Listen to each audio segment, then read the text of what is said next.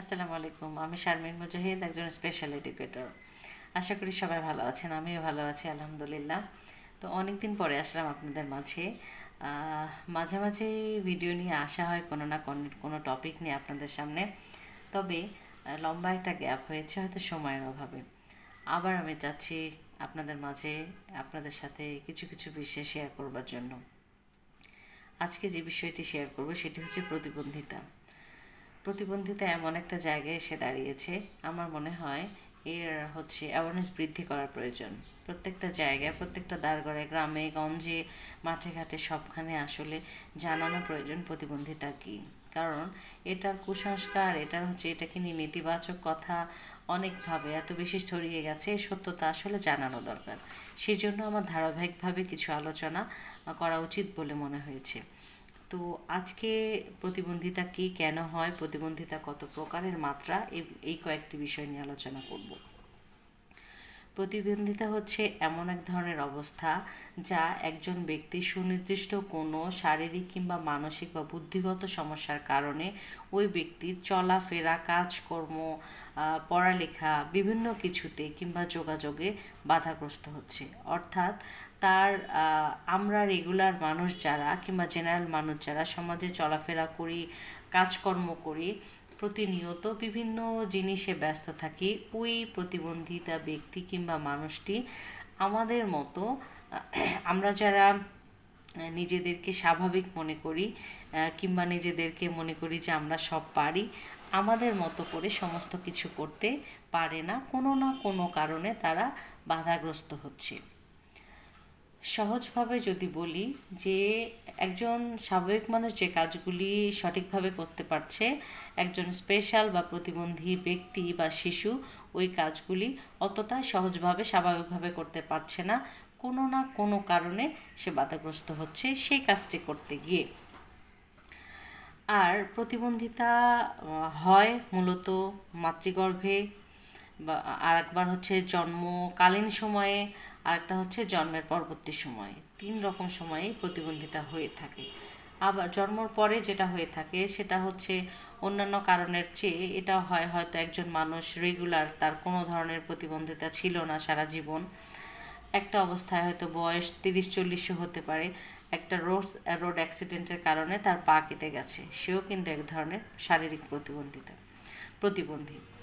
এখন কোনো মানুষ, সুস্থ একজন মানুষ প্যারালাইজড হয়ে স্ট্রোক করলো, প্যারালাইসিস হয়ে গিয়েছে, সে আর উঠে বসে পারছে না, দিনের পর দিন সে বিছানায় শুয়ে আছে, অন্য সাহায্য নিয়ে তাকে চলতে হচ্ছে, উনিও কিন্তু এক ধরনের প্রতিবন্ধী ব্যক্তি। তো এই যে নানান ধরনের প্রতিবন্ধিতা বিভিন্নভাবে হচ্ছে, এই টোটাল প্রতিবন্ধিতা সারা বিশ্বে 1 বিলিয়নেরও বেশি মানুষ, জনসংখ্যার দিক থেকে বিশ্ব স্বাস্থ্য সংস্থা অনুযায়ী জনসংখ্যার দিক থেকে প্রায় 15% মানুষ প্রতিবন্ধিতায় ভুগছেন, কোনো না কোনো ভাবে বা প্রতিবন্ধিতায় আক্রান্ত আছে। সারা বিশ্বে 15%-এরও বেশি মানুষ। এই যে তাহলে আমরা সহজ ভাষায় বললাম কি, যে একজন রেগুলার মানুষ কিংবা জেনারেল মানুষ বা শিশু যে কাজটি সহজেই করতে পারছে কোনো রকম বাধা ছাড়া, ওই প্রতিবন্ধী ব্যক্তি বা প্রতিবন্ধী শিশুটি সেই কাজটি করতে গিয়ে কোনো না কোনো হয়তো বাধার সম্মুখীন হচ্ছে। এই বাধার সম্মুখীন হওয়াটাই হচ্ছে প্রতিবন্ধিতা। প্রতিবন্ধিতার যে কারণগুলি আমরা বললাম, এই কারণে এইভাবে প্রতিবন্ধিতা হয়ে থাকে। এখন প্রতিবন্ধিতা কি এটা জানলাম, প্রতিবন্ধিতার কারণটা আমরা জানলাম। এছাড়া প্রতিবন্ধিতার মাত্রা হচ্ছে 3টি: মাইল্ড, মডারেট, সিভিয়ার। এই 3 মাত্রার প্রতিবন্ধী হয়ে থাকে। মাইল্ড অল্প, মডারেট মধ্যম, আর সিভিয়ার হচ্ছে গুরুতর। হ্যাঁ, এরা মাত্রা নির্ধারণ করা হয়েছে। যে হচ্ছে অল্প মাত্রার প্রতিবন্ধী, সে হয়তো বা তাকে যদি আমরা স্বাভাবিক হচ্ছে প্রতিবন্ধিতার যে ট্রিটমেন্টগুলি আছে, যেভাবে তাকে কাজ করলে আমরা সমাজের মূলধারায় নিয়ে যেতে পারবো, সেভাবে চালালে হয়তো বা সে ব্যক্তি তার ওই বাধাটা পাশ কাটিয়ে গিয়ে সে সমাজের মূলধারায় আসতে পারবে ইনশাল্লাহ, তার লেভেল অনুযায়ী, তার কোন কোন জায়গায় অক্ষমতা আছে সেগুলি নির্ধারণ করে। আর মধ্যম মাত্রায় হয়তো তার চেয়ে একটু কম হবে, তবে গুরুতরটা আমরা আশা করতে পারি না, অনেক চেষ্টার পরে হয়তো বা সে একটা পর্যায়ে আসবে। বাট আরেকটা প্রশ্ন হচ্ছে কি, প্রতিবন্ধিতা কি ভালো হয়? হ্যাঁ, হয়, প্রতিবন্ধিতা ভালো হয়। কিছু কিছু প্রতিবন্ধিতা আছে ভালো হয়। যেমন কোনো একজন শিশুর যদি জন্মগতভাবে পাটা, আমরা বলি মুকর পা, বাঁকা পা থাকে কিংবা তালুকাটা থাকে, সেটা জন্মের একটা নির্ধারিত একটা সময় আছে, 3 মাস কিংবা 6 মাস, এই নির্ধারিত সময়ের মধ্যে যদি ওই শিশুকে অপারেশন করা হয় পায়ের সমস্যার কারণে, অপারেশন করার পরে অনেক সময় ওই শিশুটি সুস্থ হয়ে যায়, পায়ের আর কোনো সমস্যা থাকে না। তার মানে সে জন্মগতভাবে প্রতিবন্ধী হলেও ট্রিটমেন্টের কারণে সে কিন্তু সুস্থ হয়ে যাচ্ছে। তবে ওই ব্যক্তির ওই অপারেশনটা যদি তাকে 7-8 বছর কিংবা আরও বেশি বয়সে করা হতো, তাহলে কিন্তু ওই ব্যক্তি সুস্থ হতে পারত না। কারণ প্রত্যেকটা সময়ের একটা ব্যাপার আছে, এটাকে আর্লি ইন্টারভেনশন বলা হয়। এই আর্লি ইন্টারভেনশনের কারণে অনেক প্রতিবন্ধিতা ভালো হয়ে যেতে পারে বা সমস্যা কমিয়ে নিয়ে আনা যেতে পারে। তাহলে কিছু কিছু প্রতিবন্ধিতা ভালো হয় না, আমরা আস্তে আস্তে সেগুলি জানব। তবে আমরা যদি এক কথায় বলি প্রতিবন্ধিতা ভালো হয়, এর উত্তর হচ্ছে হয়। সব রকম প্রতিবন্ধিতা ভালো না হলেও কিছু কিছু প্রতিবন্ধিতা ভালো হয়। তারপর আমরা জানব যে আমাদের বাংলাদেশ সরকার কত রকম প্রতিবন্ধিতা নিয়ে কাজ করে। বাংলাদেশ সরকার মূলত 12 রকম প্রতিবন্ধিতা নিয়ে কাজ করে থাকেন। এর মধ্যে অটিজম, বুদ্ধি প্রতিবন্ধী, ডাউন সিনড্রোম, সেরিব্রাল পলসি, শ্রবণ প্রতিবন্ধী, দৃষ্টি প্রতিবন্ধী, মানসিক প্রতিবন্ধী, তারপর মাল্টিপল ডিসেবিলিটি মানে মিক্সড প্রতিবন্ধিতা, আবার এছাড়াও আছে অন্যান্য প্রতিবন্ধিতা। এরকম টোটাল আসলে 12 রকম প্রতিবন্ধিতা নিয়ে বাংলাদেশ সরকার কাজ করে থাকে। এই 12 রকম প্রতিবন্ধিতার মধ্যে 4 রকম প্রতিবন্ধিতা ব্রেনের বিকাশজনিত কারণে, স্নায়বিক বিকাশজনিত সমস্যার কারণে হয়ে থাকে। সেটা প্রথম যে 4 ধরনের কথা বললাম, অটিজম, ডাউন সিনড্রোম, সেরিব্রাল পলসি এবং বুদ্ধি প্রতিবন্ধী। এই 4 রকম প্রতিবন্ধিতাই নিউরো ডেভেলপমেন্টাল ডিসঅর্ডার।